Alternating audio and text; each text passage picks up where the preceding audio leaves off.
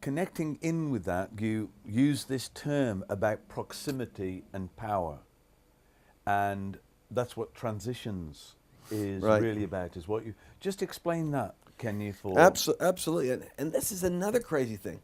If you were to ask 9 out of 10 Christians, how are we going to change the world? Yeah. If we were to change the world, how would we do it? If we had a benefactor, a businessman come here and say, I'll underwrite, like a George Soros does for liberals, I'm going to underwrite it. Here's the amazing thing. If it was a pastor's conference, I can almost guarantee we'd have the wrong answer, because I pastored for like 20 years. And here's what I would say. Well, I'd put that money in the hands of the church, and we'd build our staff, get our buildings, we'd evangelize night and day, we go on TV, we go, blah, blah, blah. Well, you know what? You do more of that, and you're going to have more of what you got. And here's the problem. When we occupy the evangelism mountain, but we don't make disciples who know how to ascend the hill of the Lord and occupy the high place, we leave the top of the education mountain to the increasing influence of Islam and the power of secular intellectual agnosticism. So that from Cambridge all the way to your finer schools in the arts and sciences, who are influencing global leaders who come to this nation like they come to mine, for the finest colleges in the country, they're not getting exposed to Jesus and the kingdom and to generosity and compassion. They're getting exposed to the decadence, the arrogance, manipulation, and conceit of European culture at its most refined. So what I'm saying is, culture isn't shaped by evangelizing of the masses. Culture in any nation is shaped by who is at the top of the institutes that have the leverage to mold the mind. Who's controlling the BBC? Who's dominating Parliament? Who's influencing the royal family? Who are the people that are primarily the great, the top 5 businessmen in your stock exchange? Who's really controlling the flow of money?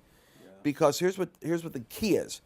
It's ruling elites, or what are known as remnant elites in sociology.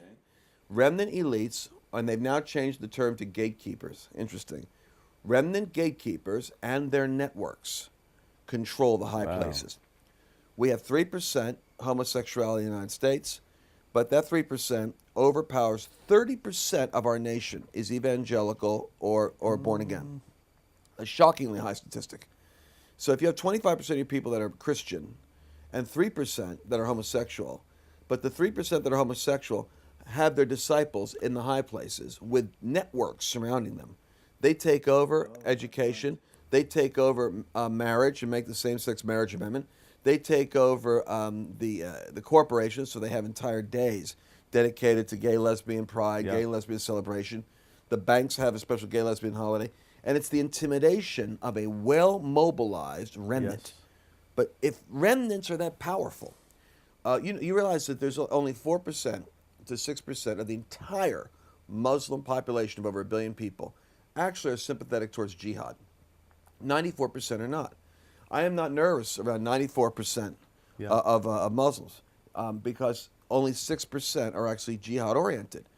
But the 6%, like the 3% homosexuals, for instance, they move towards they infiltrate the middle class, and then in the nations that have the most leverage, they're pushing for Sharia law. They're pushing for getting on boards. That, for instance, in South Africa, 4% of the population is Muslim, 5%. Overwhelming 50% of them are Christian, but they have equal representation on all the school boards. Why? Because they're going to make sure the Quran is equal to the Bible in its classroom emphasis in every school. So they deliberately put themselves on school boards. Christians don't think that way. We kind of wander around trying to invite people to a revival. What we ought to be doing is we ought to be training up our army to go to school boards, to become on councils, to work with the mayor's office, to get involved with journalism, to get into the court system, to become leaders and advocates in law, to be entrepreneurs and creators and investors and business people. And every one of those domains, thinking constantly, how can I leverage this influence to do more good, to bless more people, to produce more resources, and to advance the kingdom and its ethics? But we see nations tip because it's remnants, Trevor, and their networks in high places. And then you take those 7 separate spheres, a remnant and a network is controlling right now the arts mountain. That's how come Boy George became a phenomenon when he came out in music. I watched a documentary when I was in Canada. It was a small nucleus of nightclub owners, music promoters, and journalists who create the phenomena of new rock sounds. A handful of people, really, but they're an independent entity. Now, what happens is when those spheres get taken over, you have a collective mind shaping the nation. But when they overlap, you have a force to reckon with. And this is called sphere overlap. It's when you have all of the spheres line up and collapse into one punch, which is essentially what Islam does, is that it has a unifying presence of sphere overlap. So you'll see at certain times the president will dress in religious garb, and on certain holy days will actually be standing with the the Ayatollah, and he's not wearing a suit and tie now he's wearing his hat and his other thing, because the overlap is the religion mountain is now fusing with the political mountain, creating a very powerful merger, which is government and religion as one, saying something.